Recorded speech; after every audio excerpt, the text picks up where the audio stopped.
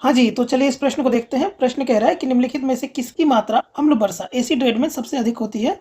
Which of the following is present in the maximum amount in the acid rain?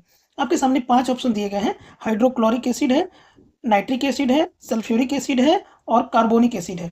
HCl है, HNO3 है, H2SO4 है, H2CO3 है और पाँचवाँ ऑप्शन कह रहा है उपरोक्त में से कोई नहीं या उपरोक्त में से एक से अधिक। चलिए इस प्रश्न की हम लोग चर्चा कर लेते हैं, फिर आके इसका हम लोग आंसर करेंगे। देखिए, जहाँ तक अगर हम बात करें हाइड्रोक्लोरिक एसिड की बात करें, HCl की बात करें, तो ये अम्ल वर्षा का घटक नहीं होता है।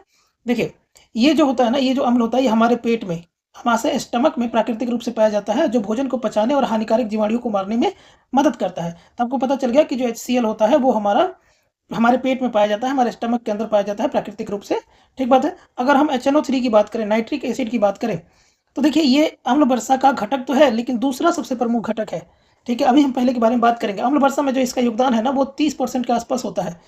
कोई व्हीकल्स है, उसके जो धुएँ होते हैं, कारखाने से निकलने वाले जो नाइट्रस ऑक्साइड होते हैं या नाइट्रोजन के जो ऑक्साइड्स होते हैं बहुत सारे, वायुमंडल में जब पानी की बूंदों के साथ प्रतिक्रिया करते हैं, तो वो नाइट्रिक अम्ल बना लेते हैं, ठीक बात है। और फिर वो वर्षा के रूप में जो है कि गिरते हैं धरती पे, तो इसे एसिड रेन कहा जाता है। तो ये दूसरा सबसे प्रमुख घटक होता है नाइट्रिक एसिड। जहाँ तक अगर हम बात करें सल्फ्यूरिक एसिड की, H2SO4 की, तो यही हमारे प्रश्न का सही उत्तर होगा।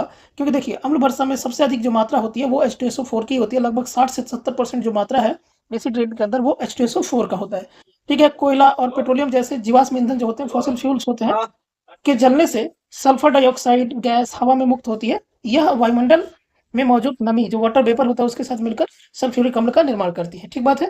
देखिए, सल्फ्यूरिक एसिड के बारे में और भी चीज़ें आपको पता होना चाहिए। जैसे सल्फ्यूरिक एसिड को रसायनों का राजा, किंग ऑफ केमिकल्स भी कहा जाता है।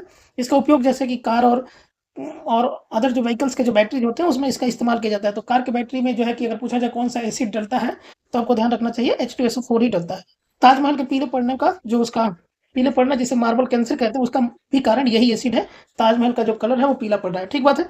तो मेरे ख्याल से आपको ये सारी बातें पता चल गई होगी। और चौथे जो हमारा ऑप्शन था, उसको भी हम लोग देख लेते हैं, कार्बोनिक अम्ल H2CO3।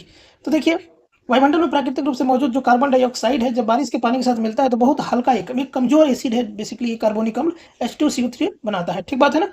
देखिए, अगर हम इसकी बात करें तो देखिए, इस कार्बोनिक अम्ल के कारण सामान्य वर्षा का पानी जो है हल्का सा अम्लीय होता है, जिसका पीएच मान लगभग 5.6 के आसपास होता है। अगर पीएच मान जो हम लोग देखते हैं, जैसे कि यहाँ पर 7 होता है, यहाँ 14 तो हाईएस्ट होता है और 0 यहाँ पर होता है, तो ये 5.6 के आसपास होता है। और वर्षा का पानी अगर इससे नीचे चला जाए, तब हम उसे क्या कहते हैं, एसिड रेन कहते हैं।